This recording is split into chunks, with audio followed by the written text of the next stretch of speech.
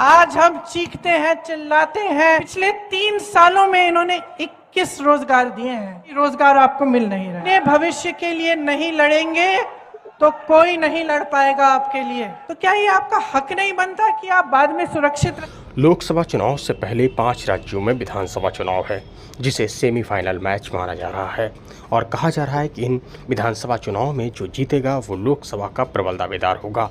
इस लिहाज से कांग्रेस ने 5 राज्यों के चुनाव में पूरी ताकत झोंक दी है और कहा जा रहा है कि इन चुनाव में कांग्रेस को जबरदस्त सफलता मिलने जा रही है। मध्य प्रदेश में पिछले 18 सालों से भारतीय जनता पार्टी की सरकार है। ऐसे में यहाँ पर सत्ता विरोधी लहर है और इस बार दावा किया जा रहा है कि कांग्रेस यहाँ पर जीतने जा रही है। मध्य प्रदेश में चुनाव प्रचार के दौरान प्रियंका गांधी ने बहुत बड़ी बात बोल दी। उन्होंने कहा कि यहाँ 3 सालों में मात्र 21 सरकारी नौकरियां दी गई हैं। सुनिए प्रियंका गांधी ने और क्या क्या कहा। तो पलायन किस लिए हो रहा है? क्योंकि रोजगार आपको मिल नहीं रहे। और रोजगार क्यों नहीं मिल रहे हैं? आपने कभी सोचा है कि 45 सालों में सबसे ज्यादा बेरोजगारी आज है हमारे देश में। यहाँ मध्य प्रदेश की जो सरकार है, पिछले 3 सालों में इन्होंने 21 रोजगार दिए हैं। 21 रोजगार।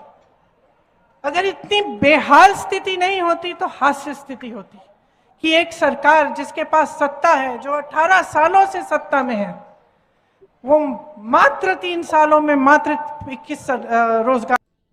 इस बीच प्रियंका गांधी एक और बहुत बड़ी बात बोल देती हैं। वो कहती हैं कि हम आपके लिए लड़ रहे हैं, हम महंगाई और बेरोजगारी के खिलाफ लड़ रहे हैं। आप अपने भविष्य के लिए नहीं लड़ेंगे तो कोई नहीं लड़ पाएगा आपके लिए। आज हम चीखते हैं, चिल्लाते हैं, जहां जहां जाते हैं हर मंच पर हम कहते हैं कि जागरूक बनो, जागरूक बनो। हम लड़ रहे हैं आपके लिए, हम लड़ रहे हैं संविधान के लिए, हम लड़ रहे हैं भ्रष्टाचार के खिलाफ, हम लड़ रहे हैं। रोज कह रहे हैं कि इन बड़े बड़े उद्योगपतियों को सारी संपत्ति सौंप रहे हो, जनता को उसके पैसे वापस करो, जनता को, देश को अपनी संपत्ति वापस करो। लेकिन जब तक आप नहीं जागेंगे, जब तक आप लड़ना नहीं सीखेंगे, जब तक आप सवाल नहीं उठाना सीखेंगे, तब तक कुछ नहीं बदल पाएगा बहनों और भाइयों। इस बीच प्रियंका गांधी ने एक और बड़ी बात बोल दी पिछड़ी जातियों को लेकर के। उन्होंने कहा कि ये सरकार ओबीसी के लिए बोलती तो बहुत कुछ है पर करती कुछ भी नहीं है। हम कहते हैं जातिगत जलकर ना करो, ये लोग मौन हो जाते हैं, चुप हो जाते हैं। लेकिन बड़े बड़े इवेंट करते हैं कि हम ओबीसी को बढ़ाना चाहते हैं आगे, हम ये करेंगे, वो करेंगे, बड़ी बड़ी घोषणाएं करते हैं। जब हम कहते हैं गिनो भाई कितने हैं, गिनना नहीं चाहते। महिलाओं को देखिए, महिलाओं को आरक्षण कांग्रेस पार्टी ने दिए 33%, इसलिए गांव गांव में आज महिलाओं का प्रतिनिधित्व।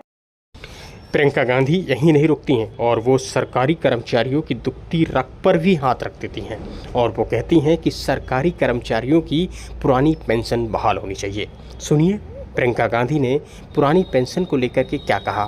सरकारी जितने भी अधिकारी हैं, जिसकी भी सरकारी नौकरी है, एक ही मांग है आपकी आज। एक ही मांग है कि हमारी पुरानी पेंशन दे दो, है कि नहीं?